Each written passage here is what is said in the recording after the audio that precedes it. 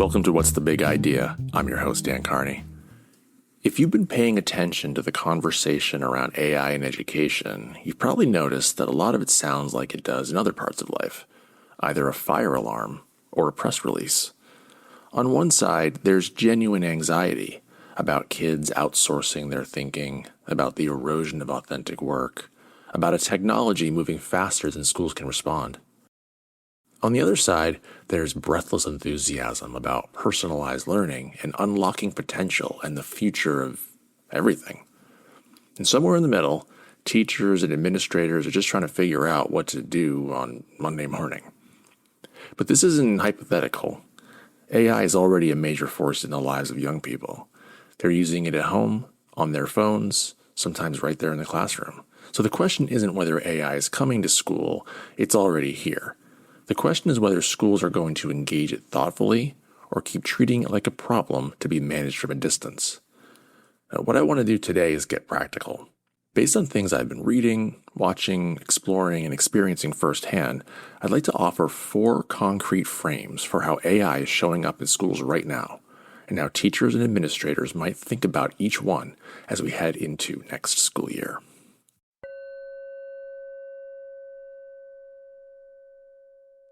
Frame 1. Reducing friction for adults. I think the most common use of AI in schools right now is teachers and administrators using it to make their everyday work a little easier. And honestly, this is probably what AI was made for. According to EdWeek Research Center, the percentage of teachers using AI tools in K-12 classrooms nearly doubled in just 2 years, from 34% in 2023 to 61% in 2025. So it's happening and it's accelerating. The ways teachers are using it are pretty varied. Lesson planning and curriculum design are the obvious ones. There's also adapting materials for different reading levels, translating messages into home languages, and even using AI as a kind of reflective thought partner, inputting a lesson plan and asking it to anticipate where students might struggle. One math teacher I read about uploads activities he's used before and asks AI to suggest new ways to make them more engaging. He gets 5 or 6 options back, picks what makes sense, and builds from there. And that's a really healthy model. AI is a brainstorming partner, not a replacement. And I'd encourage teachers to keep exploring this. The one area I'd pump the brakes on, though, is using AI to write feedback for students or drafting family communications. In short, be careful of using AI to create outward-facing items. Like in the case of feedback, kids are savvy. They can tell. I actually came across a teacher who wrote about exactly this. His students recognized that the feedback they were receiving was AI-generated, and it felt inauthentic. And honestly, I think they're right to feel that way. Feedback is one of the most human things a teacher creates and provides for students. It's one worth protecting.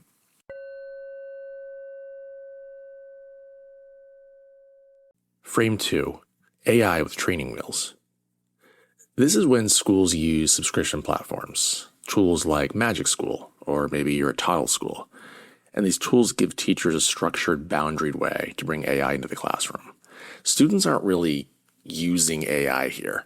They're using a tightly prescribed version of it inside of a framework that the teacher controls.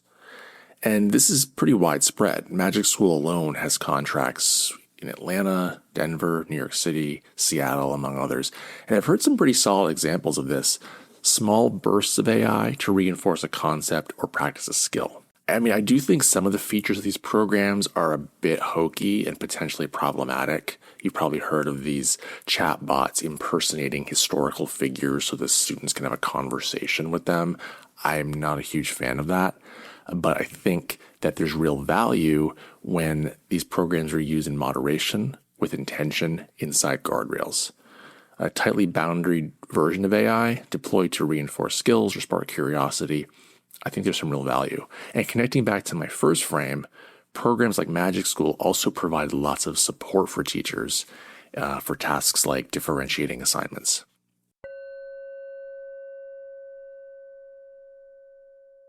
Frame 3. Naming what students are already doing. Here's the reality. Kids are using AI. A recent survey from NPR found that 40% of K-12 teachers say their students are using AI in the classroom at least once a week, and that's just what's visible to teachers. Outside of school, they're using chat, Claude, Gemini, all of it. So the third frame is the approach that acknowledges this directly and draws a clear ethical line. Cheating is cheating. This approach says, yes, you can use AI, but you know what it means to submit work that isn't yours. And I actually believe students do know. I've had enough conversations with kids to be convinced that they understand the ethical complexities here. They get it. So this frame leans into that. Let's talk about it openly, lay out what responsible use looks like, and trust students to navigate it.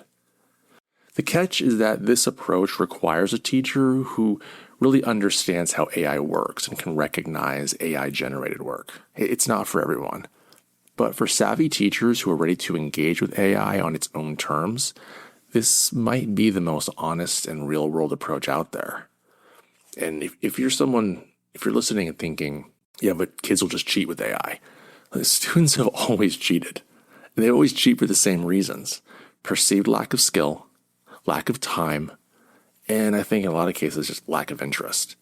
And AI is just the latest tool that allows students to cheat, but it didn't invent cheating. So approaching AI just like we'd approach copy and paste from Google or copying off a friend's paper, i.e. you can't do it, is consistent with how schools have handled cheating.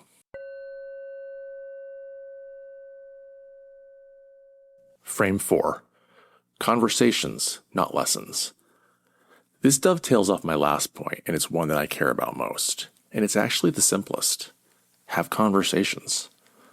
I'm a little skeptical of the idea that we need to design formal AI literacy lessons, partly because, frankly, kids already know how to use the stuff. Building a lesson around that can feel a bit condescending, but there's a version of this I find really compelling. Conversations with students. In my own school's weekly town hall assembly this past year, we had such conversations.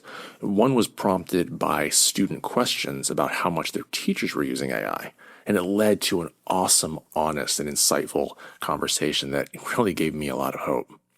And I came across a story about a high school that created an elective called Driver's Education for AI. So it wasn't a how-to or an AI literacy, but the whole premise was getting students to think of themselves as drivers of the technology, not passengers. Are you actively directing what AI does for you, or are you just letting it happen to you?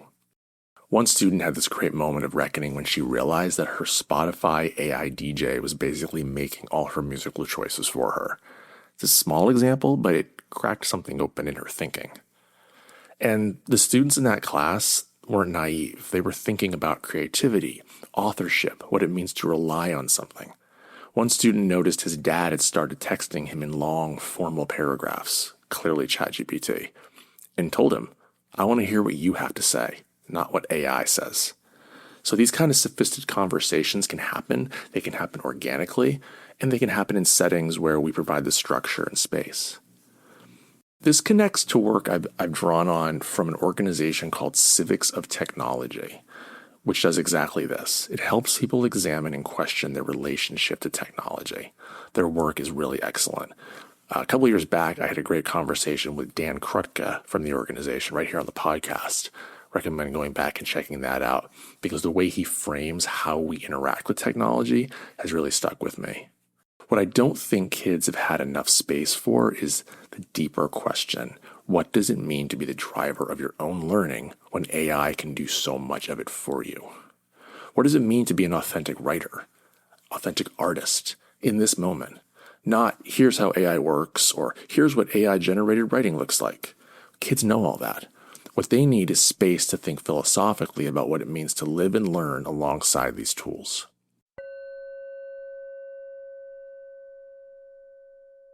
So there are 4 frames or ways of schools to think about AI as we head into the next school year. Look, if you've listened to this podcast, you know I'm not some AI crony. I am very skeptical of how this technology impacts the way we think, the way we create.